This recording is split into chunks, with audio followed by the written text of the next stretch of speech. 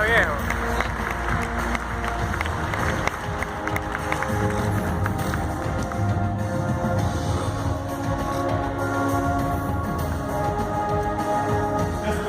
Ladies and gentlemen, this is really a pleasure to be with you in this remarkable conference. And it's even more true because I think if there is a group of people where you don't need to discuss what curiosity really means, then it's certainly this distinguished round of people. You are all scientists, you are all curious, and I think you certainly agree that curiosity is the most powerful driver for the development of humankind, the evolution of humankind. It's in our genes.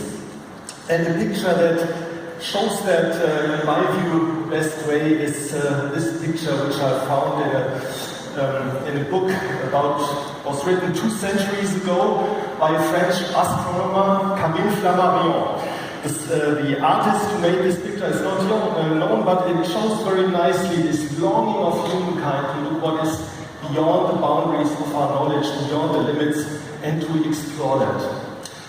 These people at those days, end of the 19th century, could hardly imagine that about 100 years later it would be possible to look down to our planet from this unique perspective.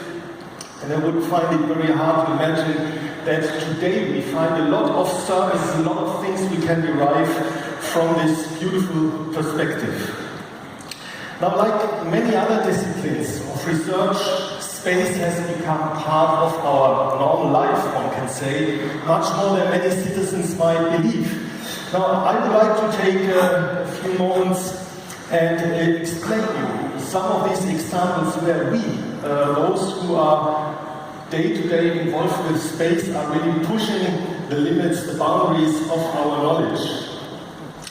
Of course, I can only cover a few of them. This would certainly extend the 10 minutes I have available. So let me start with an area which is quite important.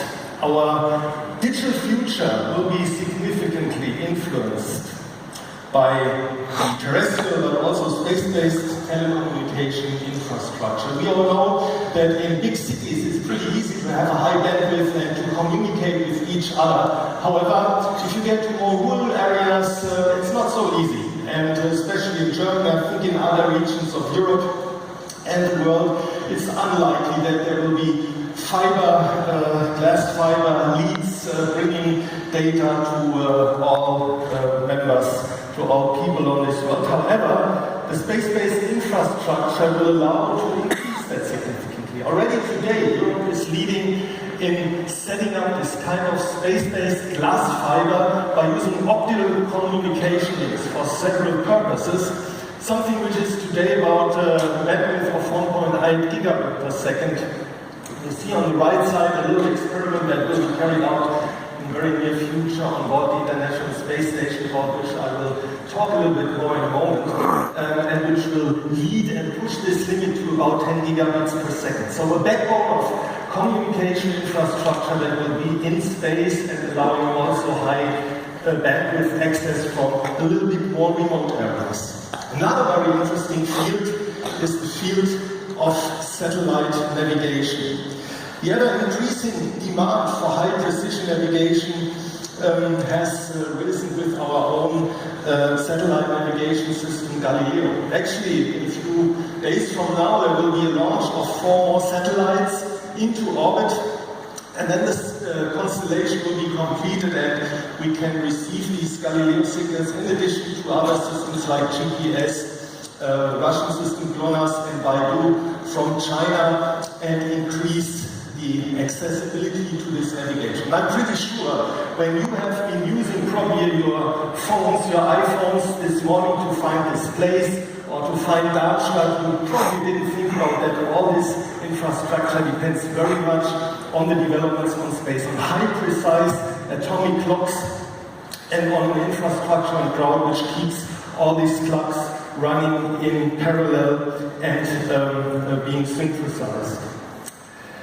Now, certainly without the possibility to measure a multitude of essential climate variables, on a global scale and on a regular basis, we would barely understand all those mechanisms that are related to climate change. But still, there is a lot of work to do, and Europe is contributing to this research quite a lot. Here you see a variety of missions that are actually controlled from very nearby, from ESA, the European Space Operations Center in Darmstadt. And on the right side, you see actually a satellite that will be launched mid of the next month. It's called EOS. It will measure the global wind systems and bring insight into how really our atmosphere is influenced by these global wind systems on a global scale, basically. Also, we have constellation in orbit done by the European Space Agency and the European Union called Copernicus. In the meantime, there are 7 such satellites in orbit which deliver an incredible amount of data. About 15 terabytes of raw data which is delivered every day and which is used for a multitude of fantastic applications. Here you see pictures from a satellite that we put in orbit last year in October, which is measuring trace gases in our atmosphere, the whole globe once per day, and it measures trace gases like you see here, nitrogen dioxide, carbon monoxide, and a lot more, which also helps to understand the effects of pollution, especially in industrialized areas and so forth. Of course, we also want to understand our solar system. Since decades, we have achieved some remarkable missions. Here you see a mission that we did in cooperation with NASA. Cassini-Huygens was launched end of the 90s and made its way to a planet in our solar system, to Saturn. And in 2005, actually, a European lander called Huygens, which is the name of a Dutch astronomer, has landed on one of the moons of Saturn called Titan. Now, I don't know what you think about it, but this picture in the middle, this orange picture, this shows actually a picture from the surface of this very, very remote place. And even though it doesn't tell a lot about the scientific aspects, how this moon has been generated and what all effects are going on there, I think the fact that you can see these remote places for the first time is really remarkable. On the right side, you see in a comparable scale a photo from the moon, and this gives you a kind of scale of this picture taken from Titan. It also is, to date, the only probe, human-made probe, which landed furthest away from our own planet, from Earth. Also, the mission to the comet Churyumov-Gerasimenko in 2014 revealed a lot of new knowledge about how these celestial bodies have been generated and if they could have brought the building stones of life to our own planet.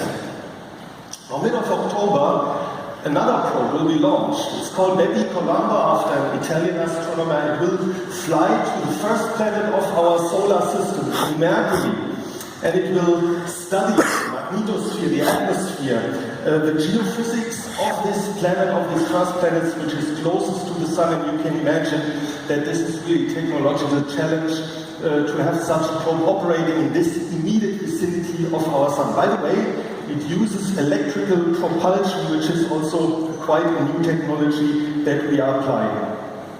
Now, since almost 2 decades, astronauts are doing research on board the International Space Station. And this is indeed where I've been working a few years ago. Sometimes I get the impression it was just yesterday, but it was more than 10 years ago, in 2006. And do a lot of scientific work. More than 200 astronauts from 80 nations worldwide in the meantime have worked and are still working on board this station. And I can tell you, experiencing this world of weightlessness, working there, having this incredible view on our planet is remarkable. Having a view in the opposite direction to our galaxy is really remarkable. But I can tell you what is even more remarkable is if you have the chance to go out. I'm always longing for words to explain this experience when you are out there trying to do some maintenance work or installing new scientific experiments. It's so far away from any experience we have here on Earth. Still it's possible. And I tell you, the day after such an EVA, you wake up in the morning, you think maybe that was just a dream and you haven't really been out there. Since the beginning of last month, one of my ESA colleagues, you see in the foreground Alexander Gerst, is in orbit and performing a lot of experiments. By the way, also doing research in two of the topics that are discussed here in this Congress, healthy life, materials and solutions. So the physiology, human physiology is part of the investigations up there. Finding new materials is something that is done up there. And in the background you see his NASA colleague Serena Armani-Chancellor, a typical work situation on orbit. Of course, we don't want to stay in low Earth orbit all the time. There is a destination where we want to move out. In the next year, it will be 50 years since the first landing of the moon, Apollo 11, and we are working now towards reaching out to our neighboring celestial body again, and I'm pretty sure in the second half of the next decade, this can be achieved. What is so interesting about the moon? Well, first of all, it's a history of our own planet. Its origin is about 4.5 billion years ago, and this state, more or less, is frozen. So we can learn a lot by returning to the moon and seeing how this is compared to our own planet, where the surface has changed in plate tectonics and other effects. Secondly, we know there are quite a lot of resources. Water, for example, in the polar region, which would be an important resource to build up a permanent base, to use water for the generation of oxygen and maybe for the generation of fuel. And third point, of course, it's an excellent stepping stone for further exploration of space. With 1/6 of the gravity as compared to Earth, it's really the perfect area. And these are the plans in the near future to build in international cooperation such a lunar orbital gateway, which then will lead humans getting back to the surface in the second half of the next decade and then moving on to other celestial bodies, one of which could be, of course, our neighboring planet Mars. Now, Mars is in so far unique because we are pretty sure today that on this planet, a million years ago, there was liquid water. Wherever liquid water existed, it's very likely that life has developed. Now, there are a lot of indications that indeed there have been building stones for life, but yet the proof is missing. And we are very confident that maybe at the beginning of the next decade, we can indeed find those proofs that either there has life existed or maybe is still existing. And of course the other question is, if it is true that Mars once had a very nice atmosphere with beautiful oceans, what has happened to this planet to become such a deserted place? And could that maybe once happen to our own planet? Now, in order to do all this, my dear colleagues here in the direct vicinity at the European Satellite Control Center are playing a crucial role, because in all this endeavor, they are flying all these satellites, all these probes, and are supporting us.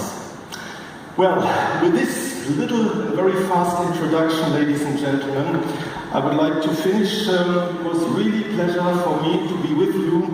I know you have extremely interesting topics to discuss. I wish you all the best for the work that you are doing. I'm sure that this Congress will even more fire up your longing to explore the unknown and further push the boundaries of knowledge in your specific field of expertise. Let's remember, if we are all pulling together, there are almost no limits, and we can reveal many more of the secrets that nature still holds for us. Thank you very much, and all the best.